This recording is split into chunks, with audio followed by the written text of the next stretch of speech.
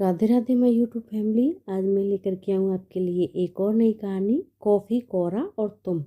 ठंड की रातों में एक अलग ही खामोशी और नजाकत होती है। यहाँ एक और कहानी है जो ठिठुरती ठंड में दिल की गर्माहट और रोमांस के बारे में है।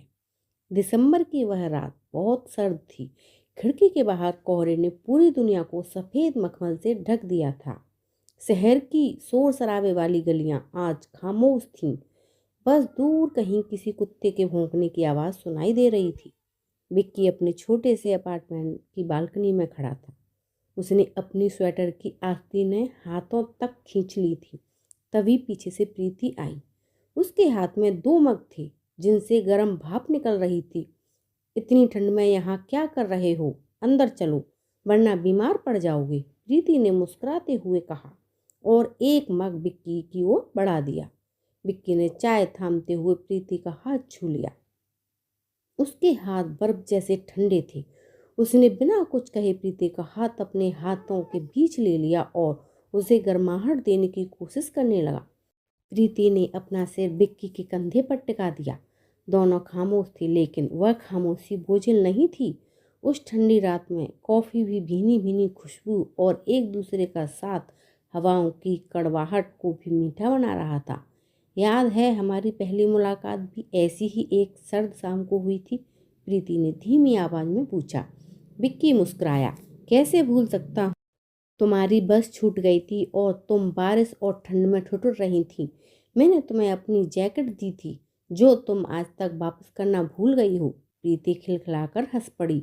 वह भूली नहीं हूँ, वह मेरे पास तुम्हारी सबसे प्यारी निशानी है। हवा का एक तेज झोंका आया जिससे प्रीति सिहर गई। विक्की ने उसे अपने करीब खींच लिया और अपनी लंबी ओवरकोट के घेरे में उसे समेट लिया। कोहरा अब और घना हो गया था, मानो उन दोनों को दुनिया की नज़रों से छिपा लेना चाहता हो। विक्की ने प्रीति की आंखों में देखते हुए धीरे से कहा, दुनिया चाहे कितनी भी ठंडी और बेरुखी क्यों न हो जाए, मैं हमेशा तुम्हें इसी तरह गर्म रखूंगा। प्रीति ने बस गहरी सांस ली और आंखें बंद कर ली। उस रात बहुत ठंड थी, लेकिन उन दोनों के दिलों में मोहब्बत की एक ऐसी आग जल रही थी जिसने मौसम के हर सितम को नाकाम कर दिया था।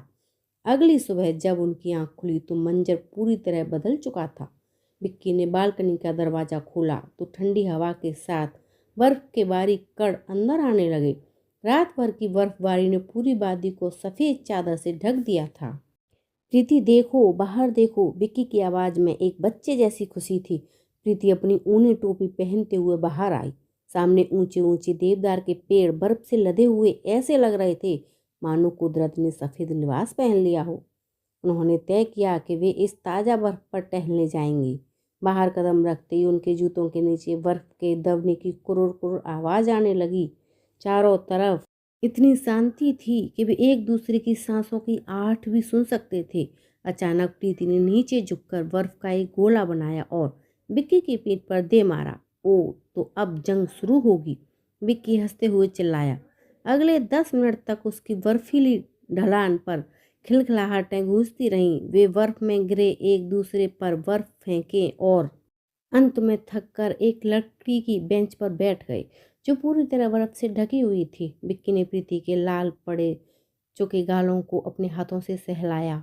पता है प्रीति, विक्की ने गंभीरता से कहा, लोग कहते हैं कि ठंड इंसान को अकेला कर देती है, लेकिन मुझे लगता है कि यह मौसम हमें अपनों के और करीब लाता है। उसने अपनी जेब से एक छोटी सी अंगूठी निकाली।